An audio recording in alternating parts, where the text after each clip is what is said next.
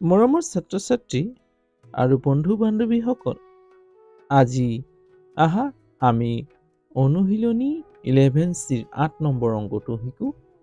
8 number অংকটো আলোচনা কৰোঁ। 8 নম্বৰ অংকটো কি কৈছে চোৱা, x equal 3, অৰ্থাৎ x ৰ ঠাইত আমি 3 পাতিব পাৰোঁ। x ৰ মানটো 3 আৰু y equal 2, y ৰ মানটো কিমান 2 দিয়া আছে। হলে তলৰ ৰাশিবোৰৰ মান নিৰ্ণয় কৰা। কাৰ মান নিৰ্ণয় কৰিব দিছে? তলৰ ৰাশিবোৰ। তলৰ ৰাশি কি দি আছে?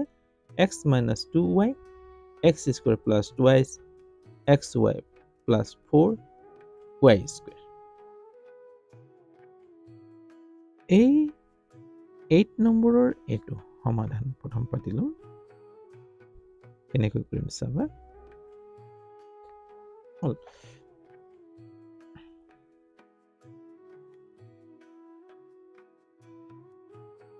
যদি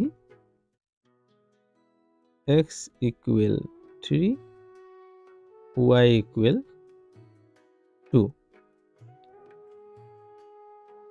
যদি ইমান হয় তেতিয়াহ'লে x minus 2y x square plus 2x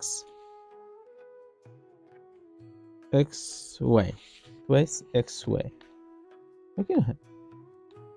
তাৰপিছত 4y square, হল। ইয়াৰ মানটো উলিয়াব দিছে। ইয়াৰ মানটো কিমান উলিয়াব দিছে। হ'ব, এটাকে পাতি লম। এটাকে যদি x equal 3, y equal 2 হল, তেতিয়া হলে x minus 2y x square plus 2y xy plus 4y square equal কিমান হ'ব? মান কিমান হ'ব? হল, এটাকে x minus 2y x square plus 2xy plus 4y square হ'ব। এতিয়া x ৰ মানটো কিমান দি আছে? সো x ৰ ঠাইত আমি 3 পাতিব পাৰোঁ। x equal 3, x টো উঠাই কিনে আমি 3 ঠাইত পাতিম। এই দুইটো পূৰণ হৈ আছে, পূৰণ চিহ্ন y লগত, হয় নহয়? y ৰ মান কিমান দি আছে? 2 পাতি দিম। ধৰিব পাৰিছা? আমি এতিয়া কি কৰিছো যে x ৰ ঠাইত 3 পাতিছো, কাৰণ x ৰ মান 3 পাতিব পাৰোঁ, y ৰ মানটো 2 পাতিব পাৰোঁ।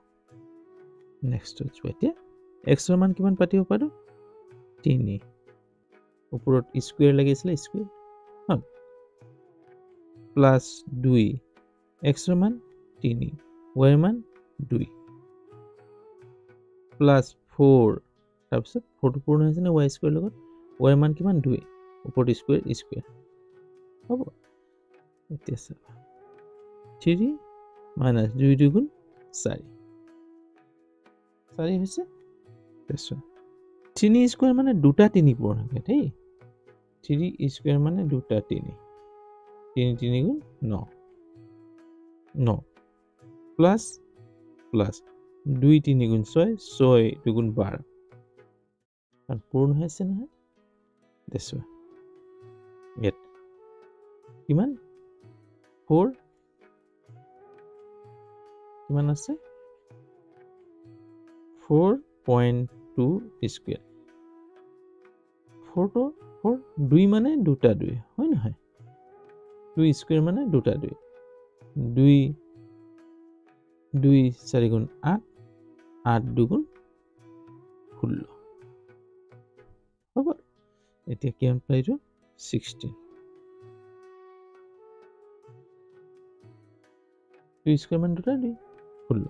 এতিয়া প্লাসে মাইনাসে মাইনাস, 4 পৰা 3 গলে 1, ডাঙৰ 4 তাৰ আগত মাইনাস চিহ্ন, পূৰণ ব্ৰেকেট উঠাই দিয়া। এই গুটিকেইটা যোগ কৰা, কিমান হ'ব? 12 9 পূৰণ যোগ কৰিলে কিমান হ'ব? 11 9 2 11 21 হ'ব, হয় নহয়? 9 2 11 কৈ কৰিছিলে 1 1 2 হল। তাৰপিছত থাকিলে কিমান?